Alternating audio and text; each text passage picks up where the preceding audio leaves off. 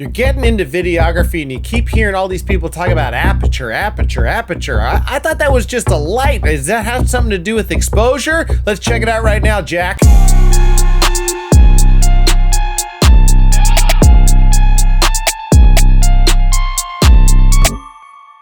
What's up, Internet? Robert Teegarden here, and apologies if your name is not Jack, but this video is also for you.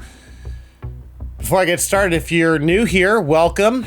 I make content on video making, filmmaking, and the business of being a creative. And if you like what you see here, go ahead and click that subscribe button, ring the bell for post notifications. I'd love to have you join the community and check in with us a lot more often. Today, I'm doing this series on the exposure triangle, and we're focusing particularly on aperture. Now, aperture is a very interesting, probably the most dynamic aspect of exposure that we have. Let's talk about it. Now, throughout this whole series, I try to give this analogy of the exposure triangle being very similar to your eye. And in this instance, the iris of your eye, the pupil of your eye, is very similar to the aperture in a lens for either photography or videography. Now, you can shrink or enlarge the size of the aperture to allow more or less light to reach your camera sensor. And aperture ratings happen in what we know as f-stop. So f1.8, f2.8, f3.1. Now, the f-stop rating on a lens is actually the function, it's a ratio of how long that lens is versus how wide the frontal element or the diameter of that lens actually is. So if you have a lens of f1, which is admittedly very rare, that means that the frontal element and the distance, the length of the lens, are actually the exact same measurement. Nice. So let's talk about this concept of small versus large aperture. Now, admittedly, this is probably a confusing thing to most of you. A larger aperture would be something that has a smaller number, but a small aperture is something that has a larger number. So f22, f16 is actually a smaller aperture than f1.8. Now, to clear all this up, all we have to do is think about fractions. F-stops are actual fractions, and fractions, I think of pi, and pi, I think of delicious. And so every time I think of f-stops, I think of delicious. That's the way that the logic ends up going with that thing. But we all know that half of a pi, f1.2 or f2, is a lot more pi than 1/22nd of the piece. You guys understand that a smaller fraction is actually a larger piece of pi. That's what I'm trying to get at. And pi is delicious. Now, as I mentioned earlier, aperture is part of what we call the exposure triangle, which are the three different elements that help us get our exposure correct for a particular image. Now, this video is focused on aperture, but I have another video on the ISO or ISO and another video on the shutter speed. Now, a larger aperture will allow more light to hit the sensor, and the same is true for the inverse of that. A smaller aperture will allow less light in. Again, remember our pupil in our eye. If it's big and dilated, there's going to be a lot more light flooding in our eyes so that we can perceive a very dark space. But the second we go outside, we can see that our pupils become very small so that there's less light pulling in our eyes' sensors. However, with every part of the exposure triangle, there are trade-offs when you decide to make some type of creative decision, meaning if I have a larger aperture, I'm gonna have a much shorter depth of field. Speaking of depth of field, let's talk about it. Bokeh. Bokeh! Bokeh! Bokeh.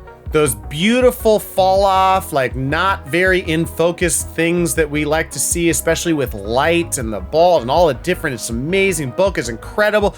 Now, bokeh is a function of your depth of field. Now, depth of field is quite literally how much of your image is in focus.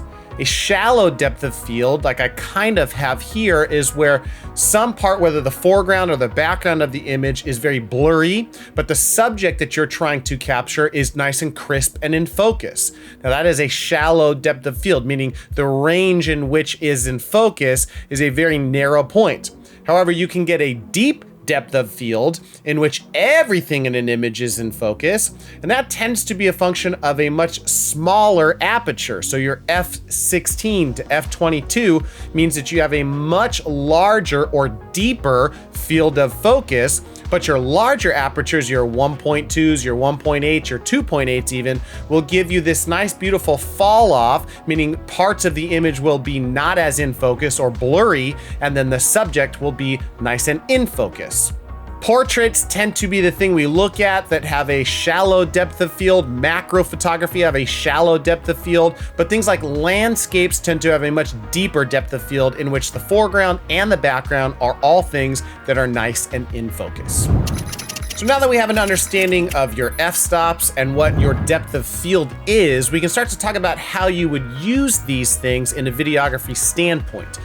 Now, as a filmmaker using a full frame sensor, I tend to play in a range of f2.8 to 5.6, depending on my lighting situations. f2.8 is probably what I use the most for a variety of reasons, but the main one is that it gives me beautiful separation between my subject and the background or foreground of the image itself. Now, I tend to shoot a lot of the things in the fitness space that I play in just natural lighting. So what I want to do there is just separate my subject from the background, and using an f2.8 is a wonderful way to do so because it's not too crazy of a shallow depth of field in which everything is nuked around it, but it still gives me that separation that I really like to play with. f2.8 is also especially important in talking heads or interview places, especially when you start to add light into the situation. For example, right now in this video, I'm shooting in an f2.8 equivalent. I've got a key light in front of me, and so you see the separation between me and my background, not just in the fact that I am in focus and my background's a little bit blurry, but I'm also accentuating that process with a practical light that's over here and another hair light that's lighting up the background and the back of my head. So I'm further accentuating the separation between me and my background and adding depth to my scene by using aperture and depth of field all to my advantage and isolating me as the subject. Now, in talking head pieces, I tend to do this all the time by adding lights in different scenarios, or even in this live stream that I did with this musical group, I started to kind of separate the different elements of the scene by using light and depth of field to my advantage so that I could start to add interest to the scene and depth to my scene by using these types of techniques. Now again, like I said in the beginning, aperture tends to be the one I play with the most and usually make the most creative choices around it. But if you're curious, I think that you should be checking out my video on shutter speeds and the video on ISO that accompany this exposure triangle series that I'm doing. And if you like the video, please like the damn video and share it with somebody that you think might find this stuff interesting. If you haven't already, I would love it if you would subscribe to the channel and click the bell for post notifications. It really does help this channel grow as much as possible. And really, that's what it's all about, trying to add value to your everyday life. So, Robert Teegarden with another video in the can. Hope you guys enjoyed this one. We'll see you in the next one. Thanks for hanging out and talking about Aperture. Sometimes, anyway, ta-ta for now.